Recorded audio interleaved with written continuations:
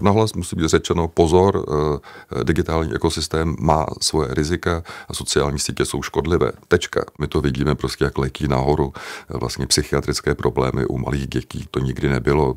Myšlenky na sebevraždu, sebepoškozování, změna pohlaví a dokonce dokonané sebevraždy u dětí. Jo, to opravdu nebývalo, je to nebývalý jev a zásadní roli v tom hrajou prostě sociální sítě. Ta rada je úplně jednoduchá, prostě se to dá vypnout. Jo. Já věřím tomu, že stejně jako spousta jiných vlastně maladaptivních a škodlivých trendů a mód, že prostě to vyjde z módy a lidi zase se vrátí k tomu, že prostě budou chodit do přírody místo, aby koukali prostě do displeje. To je jednoduchá věc.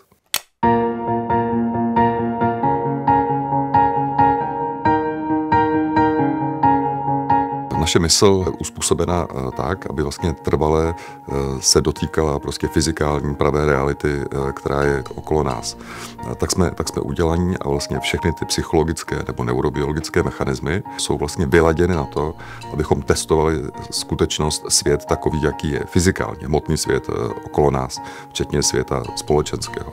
V okamžiku, kdy dostáváme ten svět zprostředkovaně, to znamená přes média, přes sociální média a přes ten digitální ekosystém, tak pochopitelně dochází k tomu, že ty mechanismy začnou hůř fungovat a vede to k celé řadě vlastně nežádoucích efektů, které se týkají všech, mladých i starých.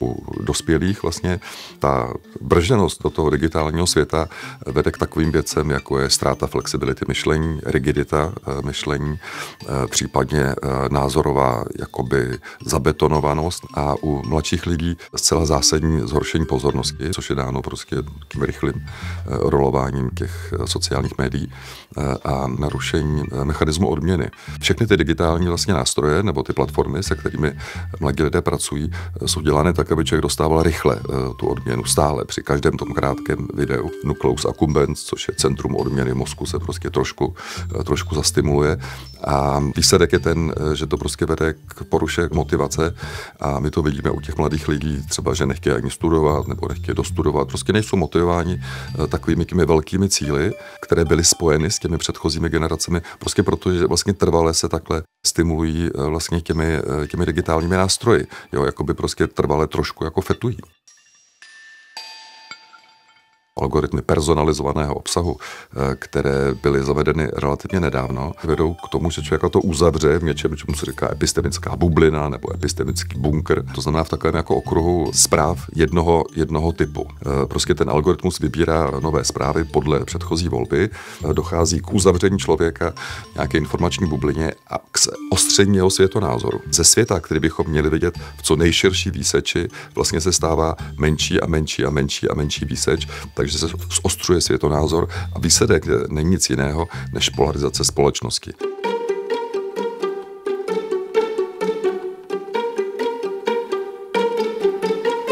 Co nám chybí, a to nám jako jedincům i nám jako kultuře nebo civilizaci, je smysl. Je prožitek smyslu. Každý potřebuje mít pocit smyslu, že to, co děláme, je smysluplné a nějaká vize. To znamená nějaký cíl, kterého chceme dosáhnout, nějaký horizont, ke kterému se můžeme my jako kultura, jako národ, jako stát, jako jedinci prostě vztahovat.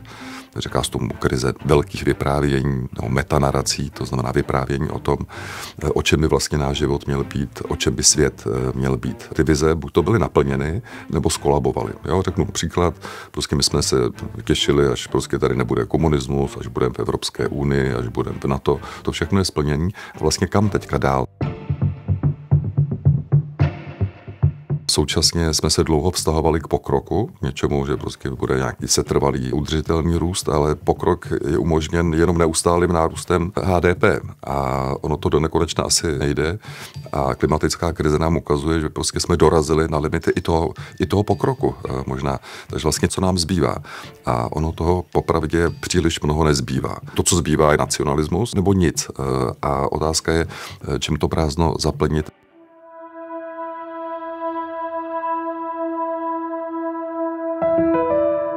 Nejistota, stres, úzkost jsou synonyma. Naše mysl potřebuje konkrétní obsahy a potřebuje vysvětlení. V okamžiku, kdy jsme v nejisté době, objektivně nejisté. Třeba pandemie, jsme nevěděli zítra, jestli umřem, nebo naši blízký umřou, co bude a tak dále. Ta konspirační teorie vlastně právě protože poskytnou jako vysvětlení, tak fungují vlastně jako terapie té nejistoty, protože člověk, když přijme tu konspiraci, tak má tu nejistotu vyřešenou. Víra v konspirační teorie vůbec nesouvisí se vzděláním, věří v to lidé se základním vzděláním i univerzitní profesoři. Víra v konspirační teorii není vina toho člověka, ale ti, kteří tomu uvěří, jsou v podstatě oběti.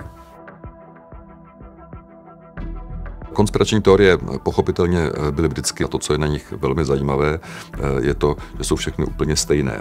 Mění se osoby a obsazení, ale ten příběh, struktura toho příběhu je vždycky stejná, ať už to je prostě QAnon, nebo různé ultrapravicové konspirační teorie, nebo protokoly sionských mudrců, Dreyfusova aféra a tak dále a tak dále. Opakuje se nám stejný motiv, stejný příběh a do značné míry ty konspirační teorie se podobají skutečně paranoidním bludům. Když to stane někdo schizofrenii nebo poruchu z bludy, tak vlastně nejčastější blud je, že existuje nějaké spiknutí lidí, kteří jdou po mně, kteří to tady všechno řídí a kteří můžou za to, že věci jsou tak, jak jsou. Mimo jiné to říká, že vlastně někde v hloubce lidské psychiky na nás číhá nějaké paranoidní přesvědčení, že na to musíme dávat každý velký pozor, aby nás to neovládlo.